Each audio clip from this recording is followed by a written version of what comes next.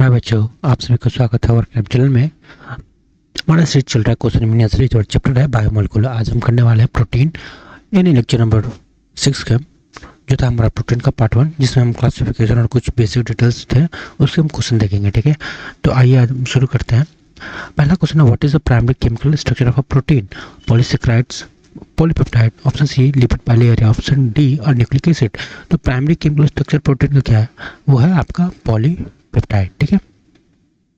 How many type of amino acids are use to build protein? यानी कितने amino acid use होते हैं हमारे प्रोटीन को बिल्ड होने में? Option A 10, option B 20, option C 30 या ऑप्शन डी 50। तो हमें पता है कि 20 अमीनो एसिड यूज होते हैं प्रोटीन को बनाने में। इन 20 different types of amino acid form करते हैं प्रोटीन का। ठीक है। A protein is classified as heteropolymer because it's a very long polymer.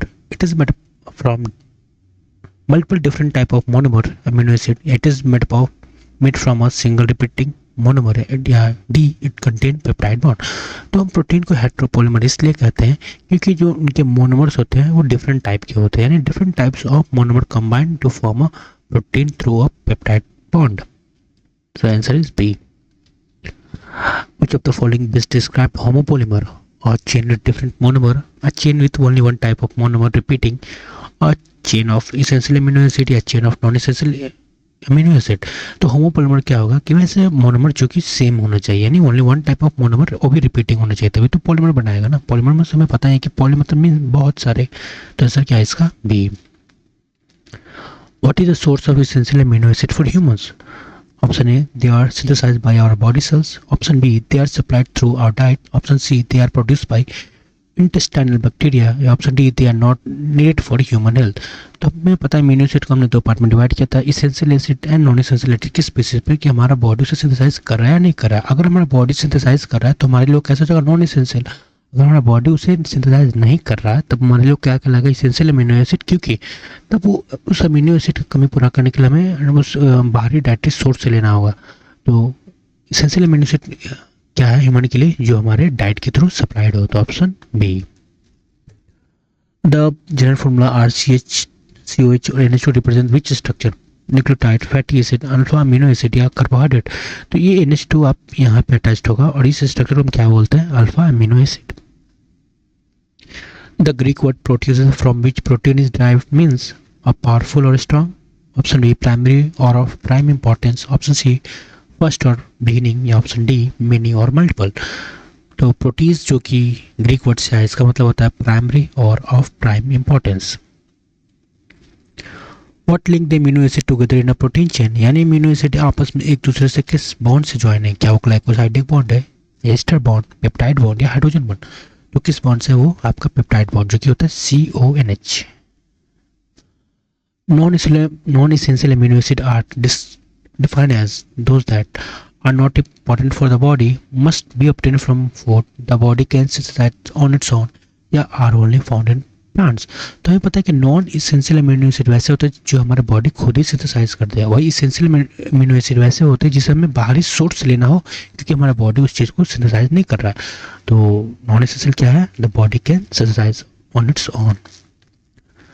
In an alpha amino acid, the R group represent the acid group, the amino group, the side chain या water molecule। तो alpha amino acid में जो R होता है, यानी आपको पता होगा स्ट्रक्चर C यहाँ पे लिखेंगे, ऊपर H, नीचे R, COH और इधर NH2। तो R किसको रिप्रेजेंट करता है? साइड चेन को। और साइड चेन आपका डिफरेंट ग्रुप हो सकते हैं। ठीक है। Which two functional group are present in all amino acid? Option A, aldehyde and ketone. Option B, amino and carboxylic. Option C, hydroxyl and sulfohydryl या option D methyl and phosphate. तो हमें पता है कि ऑल सभी amino acid में दो जो फंक्शनल ग्रुप कॉमन है वो कौन कौन से हैं? Amino and carboxyl. How are alpha, beta and gamma amino acid classified? Based on the number of carbon atom, based on the relative position of amino group to the carbonyl group, based on whether they are essential or non-essential, or based on the pH of solution। तो alpha beta gamma amino acid उस basis पे आधारित है कि जो हमारा amino group है वो कार्बोक्सिलिक ग्रुप से किस रिलेटिव पोजीशन पे है। यानी अगर हम बात करें अल्फा अमीनो एसिड में तो कार्बोक्सिलिक COH है, उसके बाद जो पहला कार्बन आता है C, वहीं पे तो NH2 अटैच होता है। ठीक है, तो वही तो आंसर क्या होगा? B.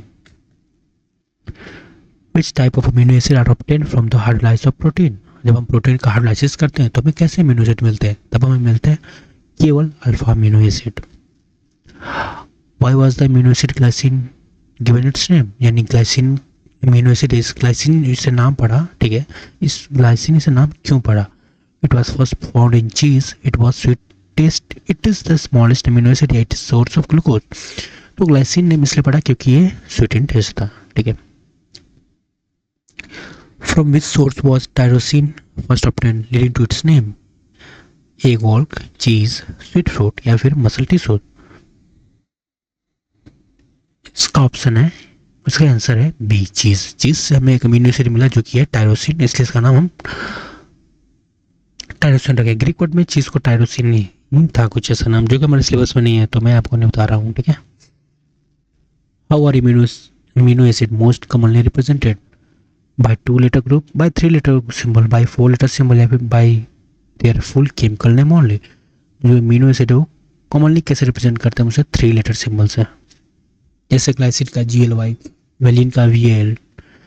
In the general structure of an alpha amino acid RCH COH, यहाँ पे नेक्स्ट ग्रुप भी आएगा जो कि यहाँ पे नहीं आया।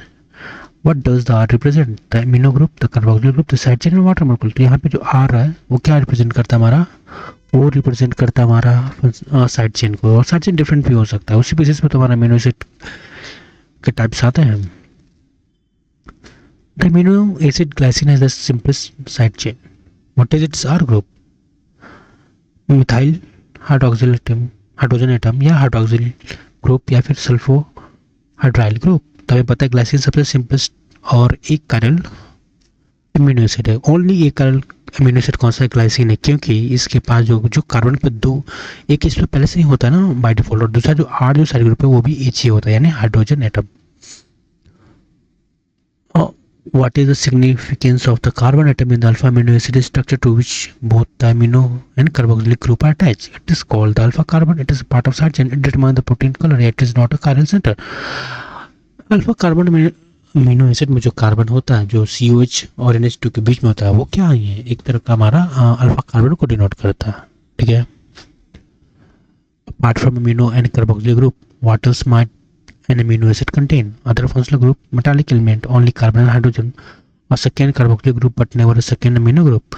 तो जो R ग्रुप को बेसिकली पूछ रहा है, तो वो R ग्रुप वहाँ पे वेरियस फंक्शनल ग्रुप हो सकते हैं, जैसे हाइड्रोक्सिल, अगर ट्रिप्टोफैन हुआ वगैरह, जैसे क्या है ये सब एरोमेटिक अमीनो एसिड है, यहाँ पे बेंजीन वगैरह होंगे। तो बेसिकली जो R होता है वो किसको डिनोट करता है, अदर फंक्शनल ग्रुप को।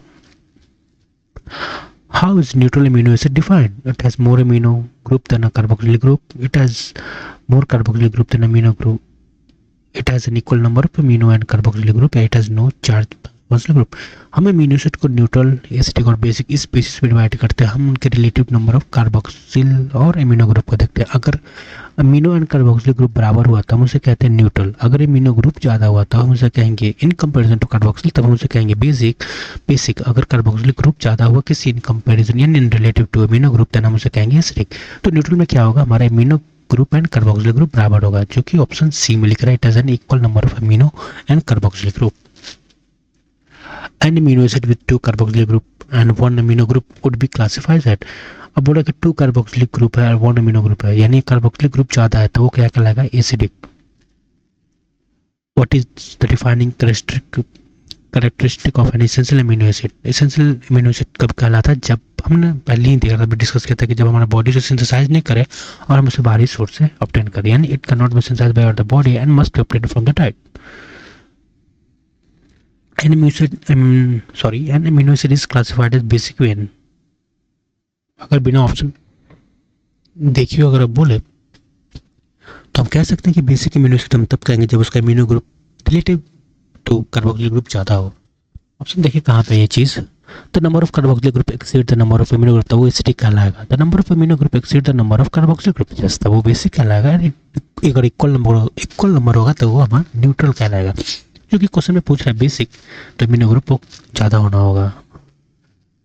Which of the following statement is correct? All non-essential amino acids are acidic. The term essential and non-essential refer to the charge of the amino acid. Non-essential amino acids are those that body can synthesize. And basic amino acid are always essential. तो इसमें correct कौन सा है? इसमें correct है हमारा सी, non essential acid हमारा body synthesise कर सकता है। अगर एसेंशियल होता तो बॉडी सिंथेसाइज नहीं करता। बाकी सारे ऑप्शन गलत है, जैसे पुल बोल रहा है कि all non essential amino acid are acidic, बिल्कुल ऐसा कुछ भी नहीं है। ठीक है, तो आज के लिए इतना ही, हम मिलते हैं अब नेक्स्ट लेक्चर में। आई होप आपको क्लास पसंद आया होगा। ठीक है, थैंक्स एंड स्टे मोटिवेटेड।